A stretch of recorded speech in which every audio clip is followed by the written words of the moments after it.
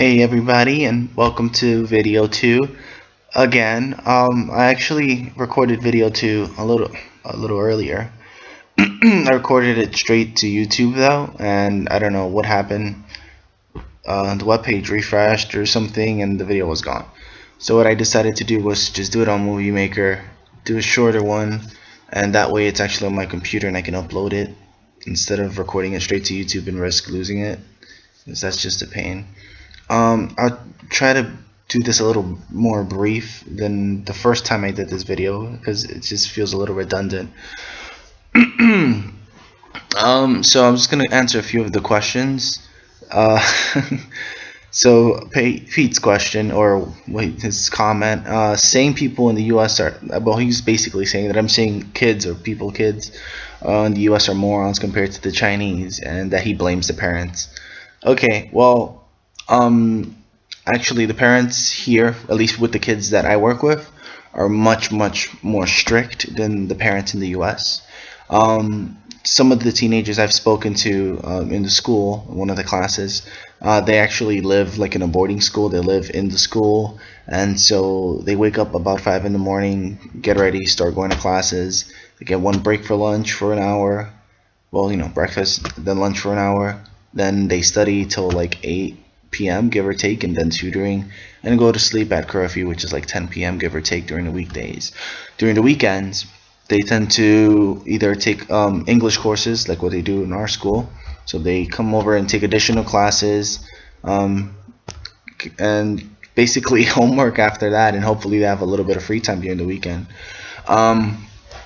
So yeah, the kids are definitely working a lot harder than the kids in the U.S. from my experience, the kids in New York particularly.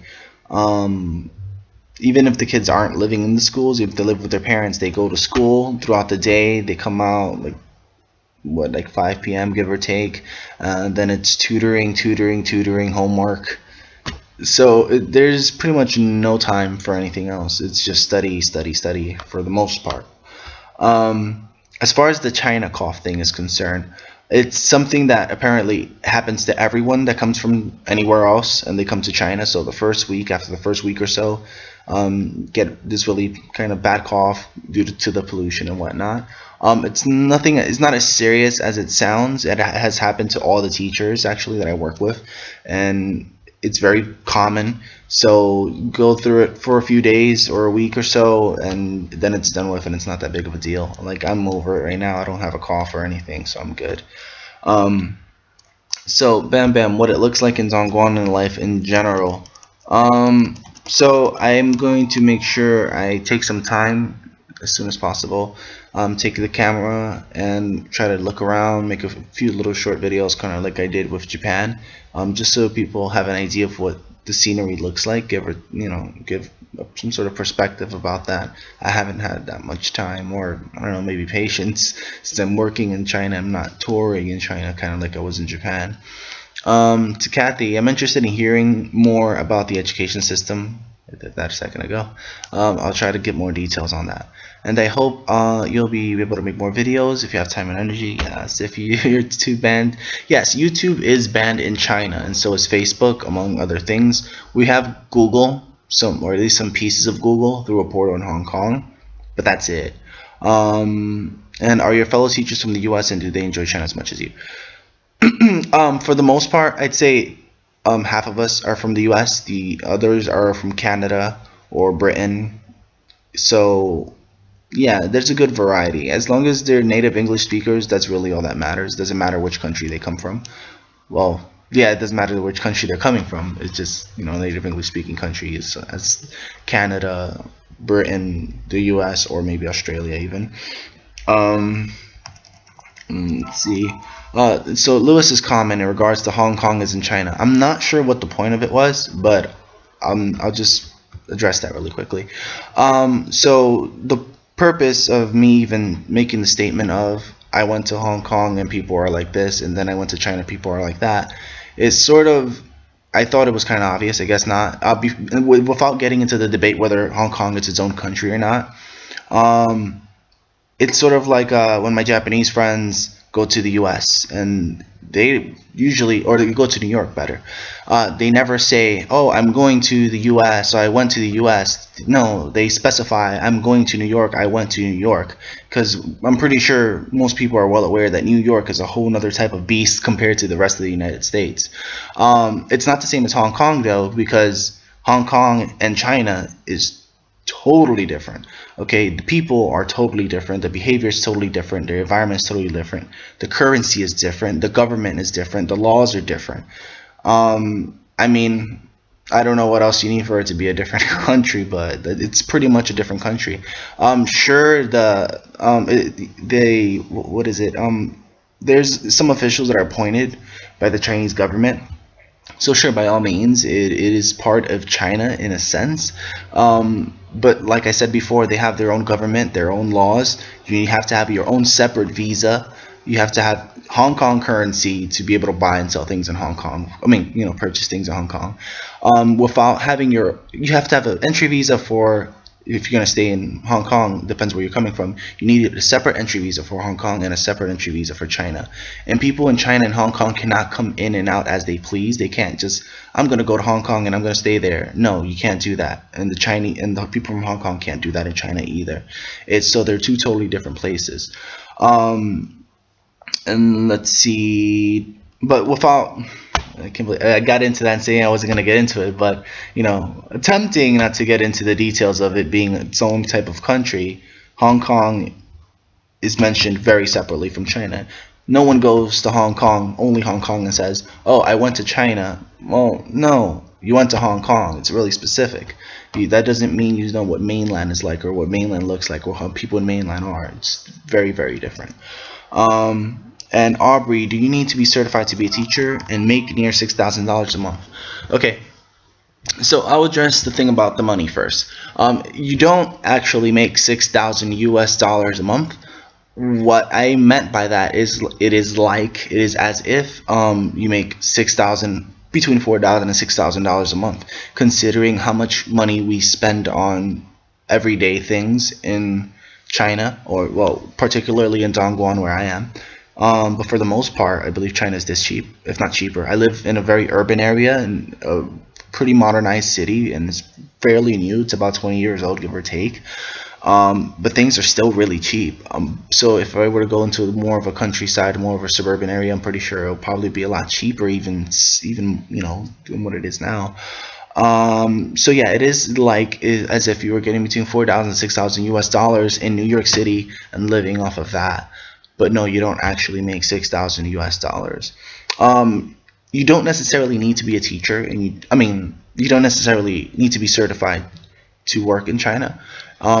But they do weigh that in heavily. I personally did. I was doing the TEFL certification, which is teaching English as a foreign language. So TEFL test and teaching English as a second language. So these certifications actually are pretty good. You just have to have the patience to do them, of course. So the schools definitely weigh that in heavily, but it all really depends on what kind of school you're interviewing for, who's the person that's interviewing you, and what they think is more important. Is it your certification? Is a degree more important? Is your experience more important to them? What is it that you're bringing to the table? That kind of stuff. So you don't need to be certified. There's some possible times where you don't even need a degree, but it really comes down that you have to have something of value that they're like, wait, we want this person because they're going to do something that's going to help us, right? So that's about it for now. I was going to say, in regards to some expenses I did, like today I went to the salon. I actually decided to do my own hair as far as like washing my hair is concerned, because I couldn't really speak or communicate with the person doing my hair to say, hey, can you use some conditioner, and I do untangling. Here, all their hair is like fine and straight, and they don't really need conditioner compared to me anyway. So I guess they didn't use it the first time I went to the salon. But anyway, I washed my own hair, and, I'm conditioned and untangled my own hair, and I went over there and they straightened and blew it out 15 kwai. So that's less than $3 US dollars, less than $3 US dollars. I went further down to another hairdresser place, try to get like a shape up. I didn't know people didn't know what this was, or that they not the word, but the actual thing to actually get a shape up. So for whoever doesn't know, a shape up is, or tape up, is simply when you line up like the hair around your face or your forehead or your mustache or your beard or your eyebrows, whatever. So I didn't notice this before, but it looks like no one in China, or in Dongguan at least, actually gets a shape up. Yeah, they get haircuts and whatnot, sure, but they never really bother lining anything up. So when I went to the hairdresser or the barber or whatever, I kind of had to try to show him and explain to him what I wanted him to do, and apparently he didn't. He's like, what? That's weird. But he did a pretty fair job. And again, 15 kwai. So I got a shape up and blowout and straightening for less than $6 US. That's freaking phenomenal. That's like, in the US, that's like $50 for me, because my hair is really, really long. That's like $50. Well, with a wash and set, we'd be like $50. It's not even fair. I have actually found something that's expensive in China, which I thought was weird. I bought a 6-pack of tangerines, and they were 35 kwai, which is about $5 US. And I was very, very surprised. It might have been just the location where I went. Maybe the store was particularly expensive. I don't know. But that was actually expensive. It actually cost more than a wash and set and shape up, which was really, really, really surprising. So that's about it for now. So if you guys have any more questions, comments, anything at all, just post it and I'll do my best to reply in a timely fashion. I'll keep you guys updated as far as my experience is concerned so far. I'll hopefully take some time later on to give you guys a tour of the apartment and the residence area where I live in. It's incredibly nice. I mean, incredibly nice. I posted on Facebook a bit about it. We have like our own guards at the very front gate. Well, it's not a gate, but it's like they have the poles there that the cars have to check in and check out. Everyone has to have an ID card to come in and out, except for me, because I don't have one yet, but I do have my key. And they're like, hey, this is the foreign kid. Yeah, he lives here. So they opened the door for me anyway. But yeah, it's really, really nice. It's almost like a little resort, to be totally honest. It's so cool. So when I get a chance, I'm definitely going to post a video about it. And the apartment is incredibly spacious. Like, compared to the apartments that I saw in Japan, not even compared to the apartments in Japan, compared to the apartments in New York, apartments here are incredibly spacious, or at least mine is. And it's very, very comfortable, very, very nice. I get a balcony. I never had a balcony in New York. Even when I lived in a house, I didn't have a balcony in New York. Okay, so that's gonna be it for now, guys. Take care. Again, thank you for watching my video, and just keep the questions coming, keep the comments coming, and I'll keep replying as best as I can. Later.